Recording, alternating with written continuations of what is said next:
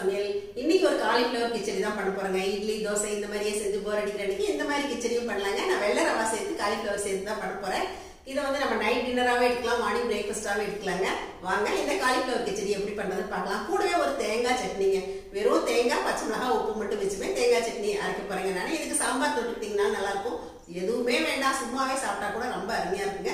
வாங்க இந்த கிச்சடி எப்படி செய்யறது பார்க்கலாம். வீடியோக்குள்ள போலாங்க. இன்னைக்கு செய்ய போற காலிஃப்ளவர் கிச்சடிக்கும் தேங்காய் சட்னிக்கும் தேவையான பொருட்கள் பார்த்துடலாங்க. காலிஃப்ளவர் கிச்சடி பண்ணுறதுக்கு நான் இந்த டம்ளரில் 1 டம்ளர் அளவுக்கு வெள்ளை ரவா எடுத்திருக்கேங்க. இதே டம்ளரில் நம்ம தண்ணி அளந்துக்கலாம். அளக்கும்போது தண்ணி அளவு சொல்கிறேன். அதே மாதிரி காலிஃப்ளவர் வந்து சின்னதாக நான் ஒன்றே இந்த மாதிரி நறுக்கி எடுத்திருக்கேங்க. இந்த மாதிரி நறுக்கிட்டு தண்ணியில் போட்டு வச்சுருக்கேன். இதை நம்ம அடுப்பில் ஏற்றி சூடு பண்ணிவிட்டு வடித்து எடுத்து வச்சுக்கலாங்க. அப்புறம் கொஞ்சம் கேரட், பெரிய வெங்காயம், கருவேப்பிலை, பச்சை மிளகாய், தக்காளி எல்லாமே எடுத்து வச்சுருக்கேன். காலிஃப்ளவர்னு சொல்லிட்டு என்ன கேரட் இருக்குன்னு கேட்குறீங்களா? கொஞ்சம் கலர்ஃபுல்லாக இருந்தால் நல்லாயிருக்கும் இல்லைங்களா? அதனால் ஒரே ஒரு கேரட் மட்டும் சேர்த்துருக்கேன். அப்புறம் கொஞ்சம் மல்லி இலை சேர்த்துக்கலாங்க. அப்புறம் இஞ்சி பூண்டு பேஸ்ட் 1 டீஸ்பூன் சேர்த்துக்கலாம். மஞ்சள் தூள், மிளகாத்தூள், உப்பு தேவைக்கு, பிரியாணி மசால் விருப்பப்பட்டால் போட்டுக்கலாங்க. இந்த மாதிரி கிச்சடி பண்ணும்போது பொட்டுக்கடலை எல்லாம் சேர்க்காம தேங்காய் சட்னி பண்ணால் ரொம்ப நல்லாயிருக்கும். தேங்காய் தேவையான அளவு எடுத்திருக்கேன். ஒரே ஒரு பச்சை மிளகாய், உப்பு எடுத்திருக்கேங்க. இப்போ இதை தண்ணி விட்டு அரைச்சிக்கலாங்க. இப்போ இதை அடுப்பில் ஏற்றி கொதிக்க வச்சு எடுத்துக்கலாங்க. இப்போ தண்ணி நல்லா சூடானோன்னே எடுத்து வடிச்சுக்கலாங்க. இப்போ நம்ம சேர்த்த காலிஃப்ளவர் நல்லா கொதி வந்துருச்சுங்க. இப்போ அடுப்பை ஆஃப் பண்ணிவிட்டு நம்ம தண்ணியை வடித்து எடுத்துக்கலாம். இப்போ நம்ம காலிஃப்ளவர் கிச்சடி பண்ணுறதுக்கு ஒரு குக்கர் அடுப்பில் ஏற்றிருக்கேங்க. பக்கத்து அடுப்புலேயே நான் வந்து தண்ணியை இந்த மாதிரி அடுப்பில் போட்டிருக்கேன். கொதிக்கிற தண்ணி ஊற்றி தான் பண்ண போகிறோம். இந்த டம்ளரில் 1 டம்ளர் அளவுக்கு நான் ரவை எடுத்திருக்கேங்க. அதே டம்ளரில் 4 டம்ளர் இதே டம்ளரில் அளந்து தண்ணி எடுத்து வச்சுருக்கேன். கிச்சடி எல்லாம் கொஞ்சம் குழைவாக இருந்தால் தான் நல்லாயிருக்கும் இல்லைங்களா? அதனால் 4 டம்ளர் அளவுக்கு தண்ணி எடுத்து வச்சுருக்கேன். அப்புறம் கடலெண்ணெய் விட்டு தான் இன்றைக்கி நம்ம தாளிக்க போகிறோங்க. கூட கொஞ்சம் நெய் விட்டுக்கலாம். இப்போ நம்ம தாளிச்சிடலாங்க. இப்போ நம்ம தாளிக்கிறதுக்கு கடலை எண்ணெய் கொஞ்சம் விட்டுக்கலாங்க தேவைக்கு. இப்போ கொஞ்சம் நெய் சேர்த்துக்கலாங்க. ஒரு 2 டீஸ்பூன் அளவுக்கு நெய் சேர்த்துக்கலாம். இப்போ தாளிப்புக்கு கடுகு சேர்த்துக்கலாங்க. கடுகு பொரியும் போதே கொஞ்சம் சோம்பு சேர்த்துக்கலாங்க. கருவேப்பிலை சேர்த்துக்கலாம். ஒரே ஒரு பச்சை மிளகாய் நறுக்குனது சேர்த்துக்கலாங்க. பெரிய வெங்காயம் போட்டுக்கலாம். பெரிய வெங்காயம் சேர்க்கும் போதே கேரட் பொடியாக நறுக்குனது சேர்த்துடலாங்க. நீங்கள் கேரட் வந்து பெரிய பீஸாக நறுக்குனீங்க அப்படின்னா கொஞ்சம் வேக வச்சு எடுத்து போடுறது நல்லதுங்க. சீக்கிரமாக வெந்துடும். இப்போ இது கொஞ்சம் வதங்கி வரட்டுங்க. தக்காளி சேர்த்துக்கலாம்.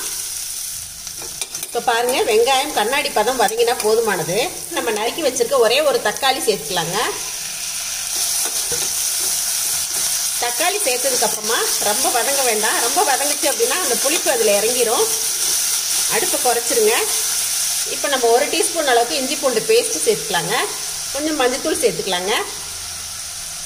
தனி மிளகாய்த்தூள் காரத்துக்கு தேவையான அளவு சேர்த்துக்கலாங்க. கொஞ்சமாக காஷ்மீரி மிளகாய்த்தூள் சேர்க்குறேன். இது உங்களோட ஆப்ஷன் தான். உங்ககிட்ட இருந்தால் விருப்பப்பட்டால் சேர்க்கலாங்க. இப்போ இது ஒரு பெரட்டி விட்டுறலாங்க. இப்போ இதுலேயே நான் கொஞ்சமாக பிரியாணி மசாலா சேர்த்துறேன். இது உங்களோட ஆப்ஷன் தான். இல்லைன்னா கரம் மசால் பிடிக்கும் அப்படின்னா நீங்கள் கரம் மசால் கூட சேர்த்துக்கலாம். இப்போ நம்ம வெந்நீரில் போட்டு எடுத்து வச்சுருக்க காலிஃப்ளவர் சேர்த்துடலாங்க.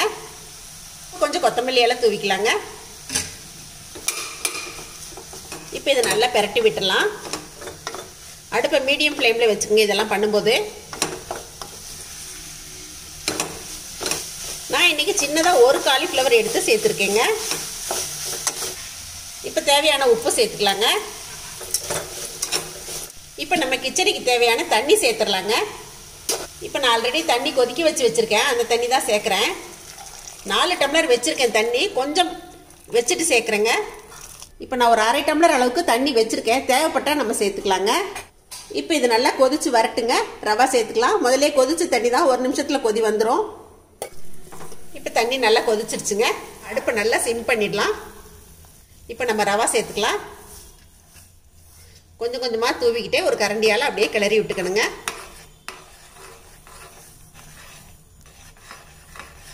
இப்போ கொஞ்சம் மீடியம் ஃப்ளேமில் வச்சுக்கலாங்க ரவா சேர்த்ததுக்கப்புறம். இப்போ நான் அந்த மீதி இருக்க தண்ணியுமே இதில் சேர்த்துறேங்க. உங்களுக்கு கிச்சடி கொஞ்சம் கெட்டியாக வேணும் அப்படின்னா 3 டம்ளர் தண்ணி கூட சேர்த்துக்கலாம். நல்லா குழகுழப்பாக வேணுங்கிறவங்க 4 டம்ளர் தண்ணி சேர்த்துக்கலாங்க. இப்போ இது ஒரு 2 நிமிஷம் இதே மாதிரி வேகட்டுங்க. அப்புறம் நம்ம மூடி போட்டு வெயிட் போட்டுக்கலாம்.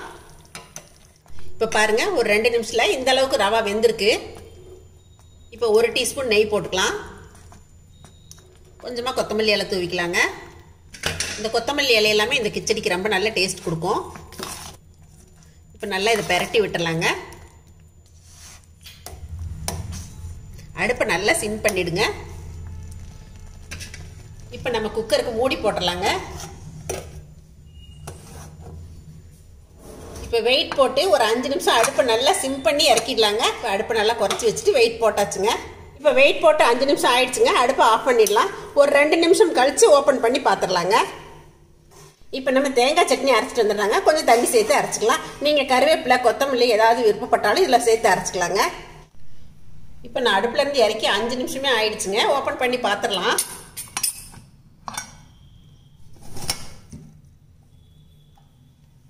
திறக்கும் போதே வாசம் தூக்குதுங்க. இப்போ இது நல்லா பெரட்டி விட்டுக்கலாம். பாருங்கள், கிச்சடி அப்படின்னாலே கொஞ்சம் குலைவாக தான் இருக்கணும் இல்லைங்களா? அதனால் வந்து இது குலைவாக இருக்குது. ஆறும்போது சரியாக வந்துடும். நல்லா சுவையான காலிஃப்ளவர் கிச்சடி இப்போ ரெடி ஆயிடுச்சுங்க. கொஞ்சமாக கொத்தமல்லி இலை தூவிக்கலாம்.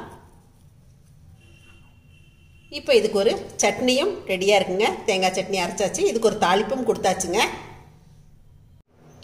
இப்போ நம்ம கொஞ்சமாக இதில் நெய் விட்டுக்கலாங்க.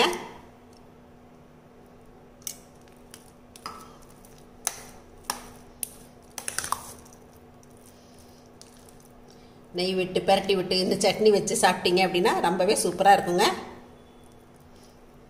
நான் இன்றைக்கி இந்த டம்ளரில் 1 டம்ளர் ரவை தடவை எடுத்தேங்க. 1 டம்ளர் ரவை போட்டு செஞ்சால் தாராளமாக பெரியவங்களுக்கு 3 பேர்த்துக்கு கிச்சடி போதுமானதாக இருக்குங்க. குழந்தைங்க சாப்பிட்டா 4 பேர் சாப்பிட்லாங்க.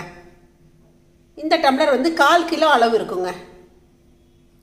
இப்போ பாருங்கள், நான் கீழே இருந்து பெரட்டி விட்டு காட்டுறேன். கொஞ்சம் கூட அடி பிடிக்கவே இல்லைங்க. நீங்கள் சவுண்டே விட வேண்டியதில்லை. 5 நிமிஷம் டைம் வச்சு இறக்குனீங்கன்னாவே போதும். இந்த அளவுக்கு நல்லா வந்துருங்க. நம்ம காலிஃப்ளவர் சேர்க்கும் போது நல்ல பெரிய துண்டுகளாக தான் சேர்க்குறோம். ஆனால் வெந்ததுக்கப்புறம் இந்த மாதிரி நம்ம பெரட்டி விடுறப்பயே அது வந்து கொஞ்சம் நல்லா உடஞ்சிருங்க. நீங்கள் இன்னும் கொஞ்சம் சின்ன சின்ன பீசஸாக வேணும்னாலும் சேர்த்துக்கலாம். இப்போ காலிஃப்ளவர் கிச்சடி ரெடி ஆகி எங்கள் வீட்டில் எல்லோரும் சாப்பிட ஆரம்பிச்சிட்டாங்க. இப்போ நானும் உங்களுக்கு டேஸ்ட் பண்ணி காட்டிடுறேங்க. இந்த மாதிரி கொஞ்சம் கிச்சடி எடுத்து இந்த மாதிரி கொஞ்சம் சட்னி தொட்டுட்டு சாப்பிட்றேங்க.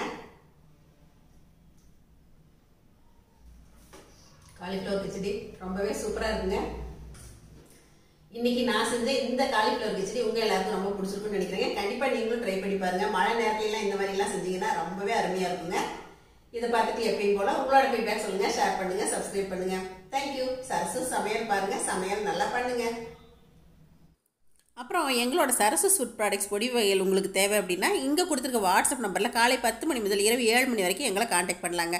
இதோட பருப்பு பொடி, எள்ளு பொடி, இன்ஸ்டன்ட் ஆடை மிக்ஸ், சுக்குமல்லி காப்பி பொடி எல்லாமே தயாரிக்கிறேங்க. தேவைப்படுறவங்க காண்டாக்ட் பண்ணுங்கள். தேங்க்யூ.